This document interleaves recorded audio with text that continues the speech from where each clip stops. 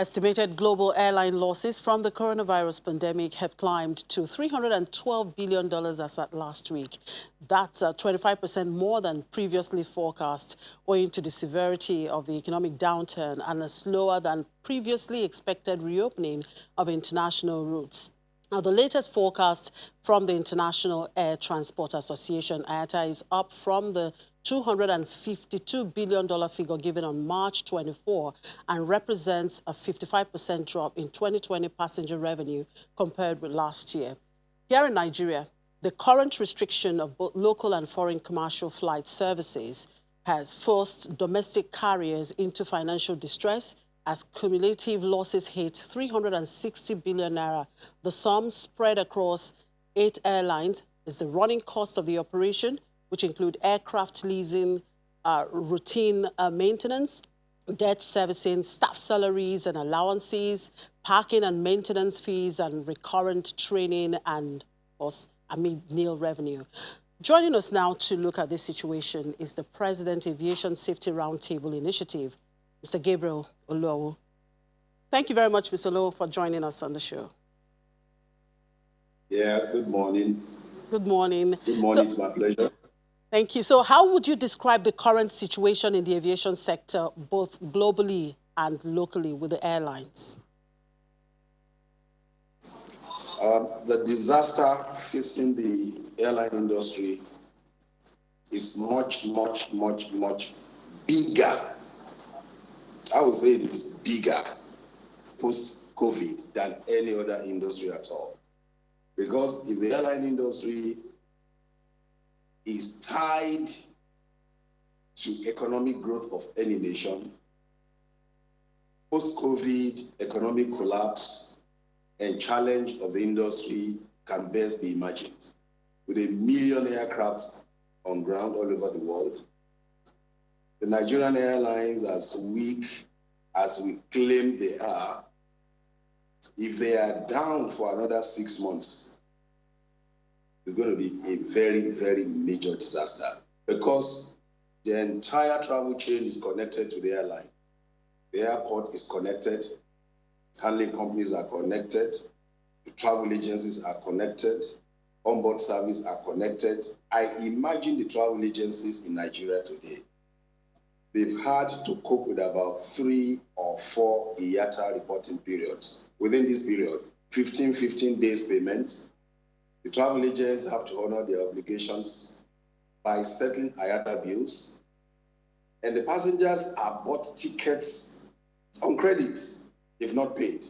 So you can just narrow it down just to travel agents alone. The passengers are bombarding the travel agency office asking for their refunds. The airlines are not in a position to pay those refunds, because when money is paid, the passenger assumes the contract of carriage is established. And when the passenger is not carried, he asks for his refund. Sometimes they pay 6 months, 1 year in advance. So right away now, refund demands are so huge for the travel agencies and the airlines. And the aircrafts are on ground, not flying. The airports are losing a lot of money because landing and parking fees are not coming. And so the impact is really major. If I am the aviation minister, I will be sitting at the door of Mr. President and Finance Minister asking for all forms of relief for the sector. All forms of relief. We've seen a lot of examples all over. The UK experience, the US experience, particularly the Asian Singapore. We need a very serious and robust attention to the industry post-COVID. Mr. Olowo, if I may come in here, what sort of financial relief will the airlines in Nigeria be asking for now? Well, if you look at the US experience, what US has rolled out for its own sector is a 61 billion grant in forms of loans under what you call CARES Act for the aviation and aerospace sector.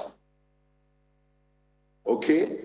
And the loan can be tapped into for purposes of paying lease rentals, purposes of paying insurance, purposes of making ticket refunds,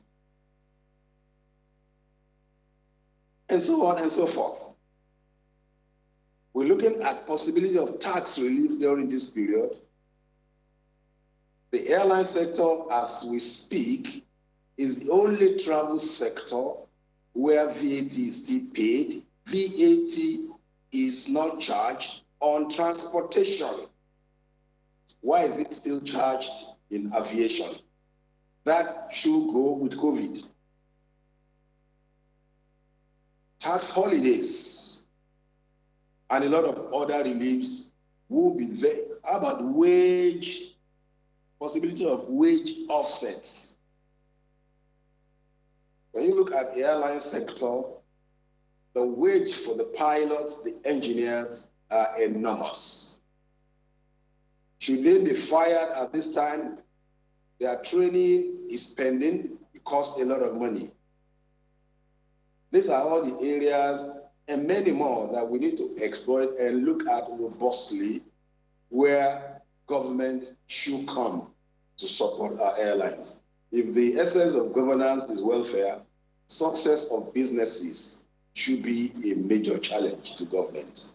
All right. Now, the CBN had announced a moratorium of 1 year on all principal repayments of intervention loans effective March 1, reducing interest rates from 9 to 5% per annum for 1 year and creating a 50 billion naira targeted credit facility to cushion the impact of the virus on businesses.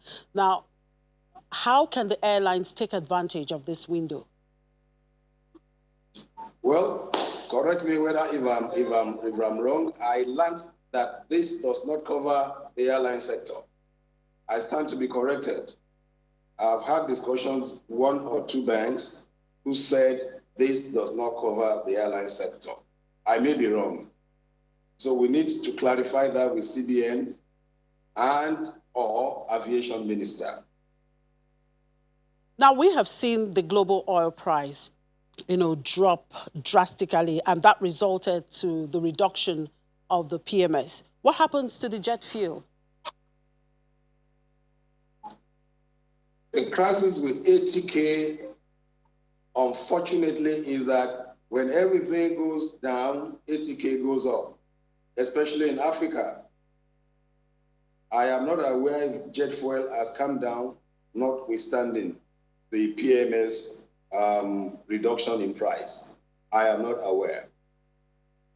Now, beyond the open-ended lockdowns and travel bans that have brought air travel to a near halt, now deep uncertainty remains over the pace of an eventual recovery and the potential for lasting restrictions that could pile up yet more losses.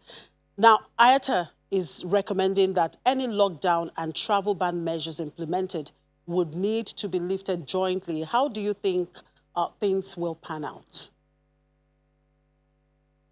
I didn't quite hear you. IATA said what? Yes, IATA talked about the fact for if this lockdown has to be lifted, it has to be done jointly. How do you think it will pan out? That the lockdown has to be done jointly? Jointly, yes.